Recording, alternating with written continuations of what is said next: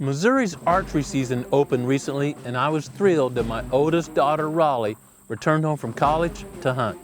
If you don't know, 8 weeks ago, Raleigh donated one of her kidneys to me. Raleigh's gift of sacrificial love was a huge example to me and many others. She has fully recovered from the transplant surgery and was ready to climb a stand and go hunting.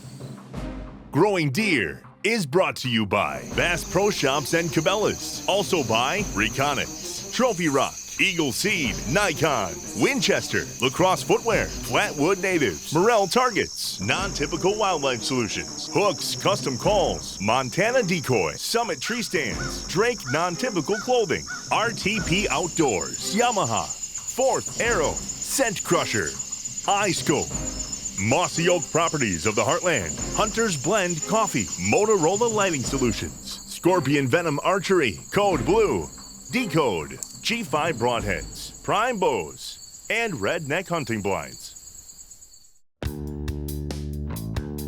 During the early season, we rarely hunt during the mornings. This is because deer are still active in the morning while we're trying to go to the stand, and there's a high likelihood of alerting deer. We can almost always approach our stands or blinds during the afternoon while deer are in their bedding area, and then let them become active and come to us. Raleigh and Daniel opted to hunt near a food plot we call Big Cave. So it's opening weekend of bow season here in Missouri, September 15th. It's a little warm, that's why we didn't hunt in the morning, but we're out here this afternoon. We've got a nice wind coming in from the east on top of this ridge, so it looks promising. The new crops for the fall are growing really good, so we'll see how tonight goes. We have a pattern of some does walking about 20 yards away, which is just perfect for my range, and we really need to take a lot of does off the property because the population's super high, so hopefully I can fling into one of those tonight. During the spring planting season, we placed a hot zone fence on a small portion of the Big Cave food plot. Even though it was a wicked dry summer here at the Proving Grounds, the soybeans in the hot zone, because there was no browse pressure, grew great and are producing a lot of pods. We'll leave the hot zone up and keep those beans protected until the late season when deer really seek those energy-rich Eagle Seed soybean pods. Recently, we planted a fall buffalo blend, and with the recent rains, it's coming on strong in the Big Cave plot. As season approached, our camera told us there was a pretty good pattern of does near one of our summit stands. The south-facing slope is an important part of this strategy because during the early season, deer are likely bedded on a north-facing slope where it's much cooler.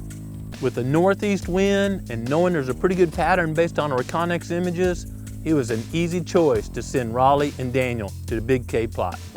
Not long into the hunt, Daniel spotted a doe working the edge of the plot toward their stand. There wasn't much time. Daniel was hustling to turn all the cameras on. Raleigh put her book down and grabbed her bow.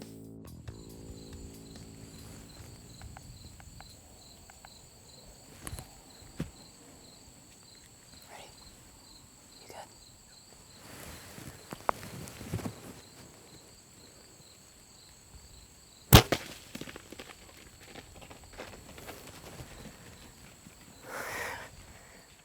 At 10 yards, Raleigh made a great shot, and the first doe is down at the Proving Grounds. It's cooled down a little bit, the sun's going down. Finished my book, so that was nice. And we're sitting here, and we hear something a little while ago, nothing ends up walking out. And then Daniel's like, hey, there's a doe in the road. So I stand up. 2 seconds later, steps out into shooting zone, draw back, nail down on it, and release. Arrow went through, already see the blood coming out from the other side. I think it was a kill shot. Raleigh and Daniel enjoyed the rest of the afternoon and saw several deer. Finally, the sun set and it was time to climb out of summits and pick up the trail. After it got dark, we got down from the stand to get my arrow. There wasn't a lot of blood, but just a little, so that made trailing it a little bit of a guessing game. However, 70 yards down the hill, we finally found her and we're ready to drag her back up.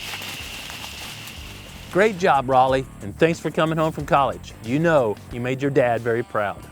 Besides the excitement of Raleigh coming home and tagging the first doe of the season here at the Proving Grounds, there was an important lesson we could learn from her hunt. Watching Raleigh's hunt real time, looks like the doe's walking by, she zips it, and it's a happy ending, which is true. But when we slow it down to frame by frame, we can tell that even at 10 yards, that doe had started to react. For years I've noticed deer can react very quickly. It's one of their survival skills. And when the shot of a bow goes off, which is an unnatural sound, they start trying to get out of Dallas. If you'd like to stay tuned to this research or all of our hunts or field techniques, simply subscribe to the Growing Deer newsletter. Enjoying and learning more about creation has always excited me, but my #1 goal is listening and understand what the Creator is saying to me. I hope you have the same goal. Thanks for watching Growing Deer.